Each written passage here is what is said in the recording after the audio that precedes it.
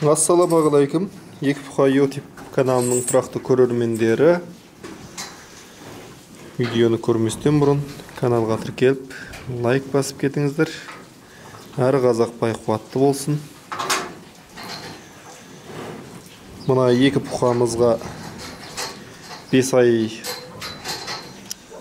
5 күн болды бұйырса, бүгін тиеледі.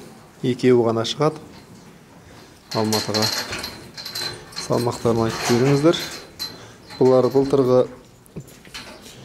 бұқалардың ең кішкенесі болған. Содан жаздай тұрды, бордақланып.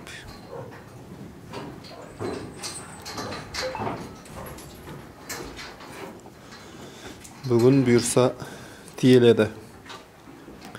Ал енді мына екеуіне 3 ай 22 күн.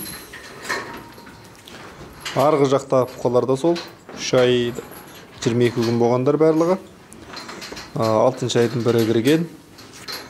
Содан бері тұр. Бұларға әлі бар. Енді кемінде 2 ай тұрады. Осы бұқалардың жалғасын мына жақта соларды көрсетіп өтейін. Көп болды видео түсірмегелі. Жаздың қарбаластық уақыттармен ету.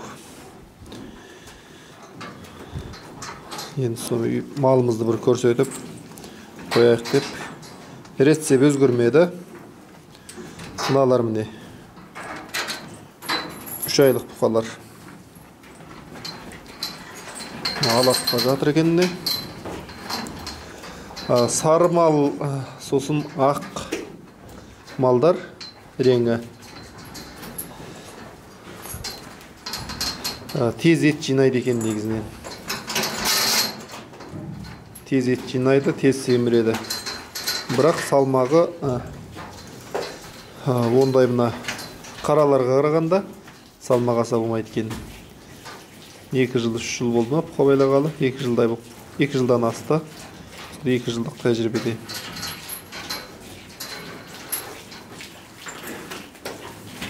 Мынау міне.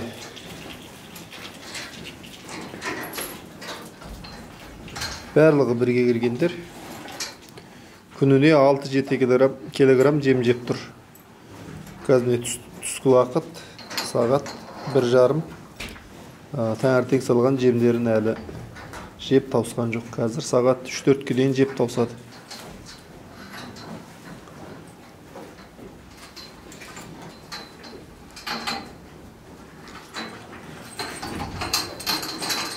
Алатау.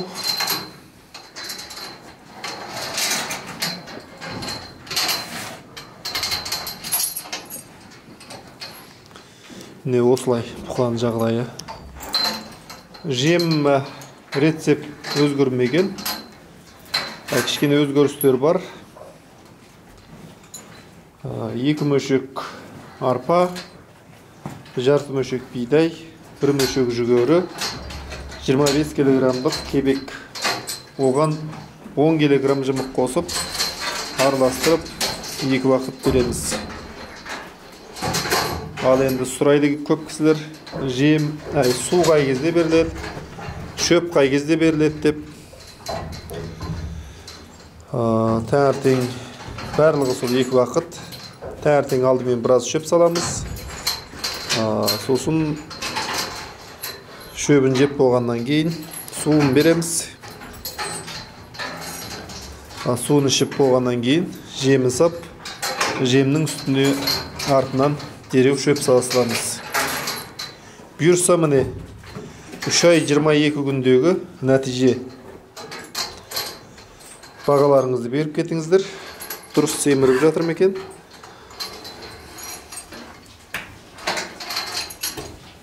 Бұлар енді орта 1,5 жастар. Көбі жасын сұрайды. Бұлар енді 1,5 жасар болды қазір.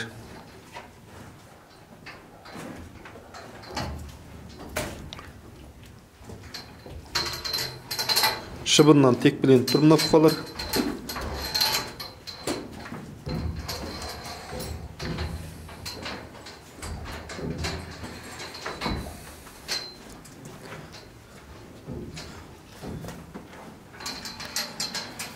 Мына жақта 6 бас бар.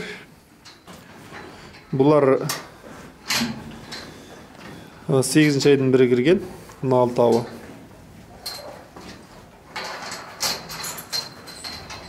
Бұларға 2 ай болайын деп қалды. 1 ай 22 күн. 6 басқа. Бұлар міне саған жемді таусып алып тұр. Алдында ештеңе жоқ. Шөптің нелер ғана жатыр. Бұны кешке тазалап тастаймыз. Далада мал бар, соған береміз сиырға. Міне ақ бұқада қазір арт жағын көрсетем. Мына қараларға қарағанда жақсы ет жинақ келеді. Ең кішкенесі осы. Қазір базарда семіз бордақланған малдан қарағанда бұлай арық малдың бағасы жоғары болып тұр. Оған қарай еттің де бағасы ондай жоғары емес. Етте төмен болып тұр.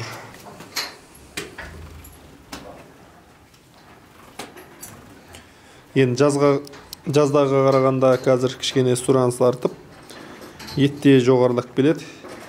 Қазір 2400 сондайға шығыпты.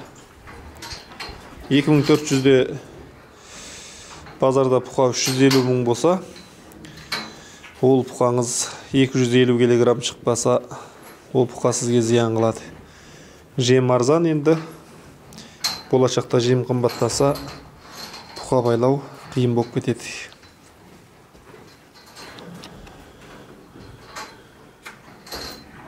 Мына бұқаларға 1 ай 22 күн. Негізі тарғыл малдар жақсы салмақ береді екен. Мал танысаң, сиыр танысаң танып ал, танымасаң тарғыл ал дейді. Осындай тарғыл малдар жақсы салмақ береді. Алдындағы бұқаларда жақсы салмақ беріп жүр. Енді болашақта көретін боламыз осы екеуінің қайсысы жоғары салмақ береді. Сол кезде де видео түсіріп айтатын боламын. Негіз осы мына тарғыл болашақта асып кете ма деп тұрмын. Мынаның бойы өспей, жалпайып семіріп келе жатыр. Негізі басында бұқаның бойы өсу керек. Мыналарда алдыңғы видеолары бар. Жаңа бұқа деген. Осыдан 1,5 ай бұрын түсірілген. Соны көрсеңіздер болады. Мыналар қандай арық мал екенін көресіздер.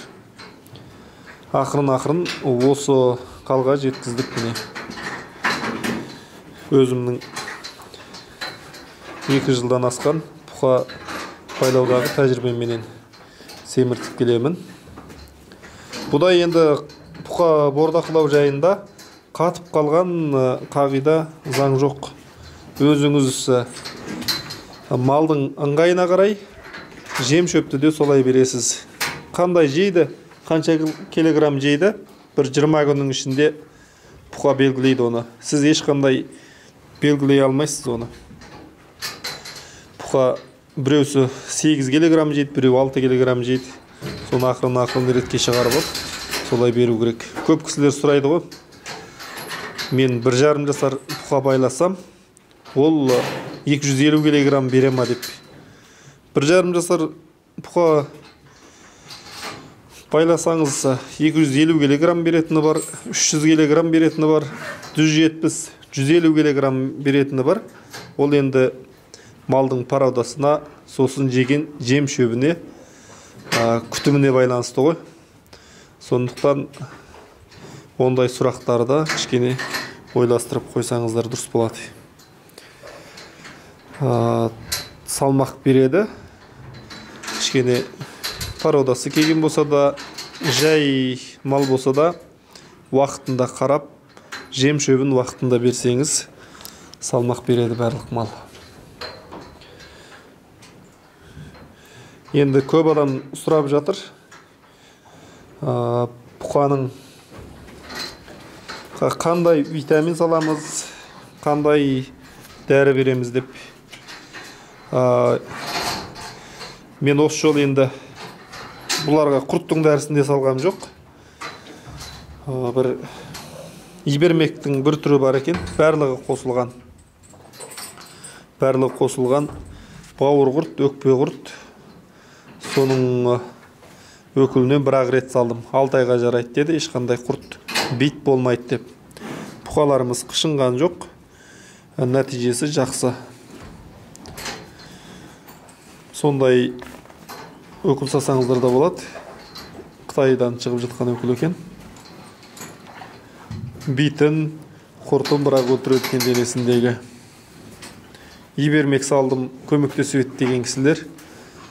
Сондай өкілдер сасаңыздар болады. Мына бұқа кішкене нашарлау болған. Мына екеуі сүзіп, ортасында сол қорқақтау бұқа екен. Қорқақ малда кішкене дұрыс ет жинай алмайды екен. Сол мыналардың қысқартып, кейін кішкене ет жинап алғаннан кейін бұларда күш бермейтін болды. Әр қазақ бай қуатты болсын. Келесі видеода жолыққанша аман сау болыңыздар.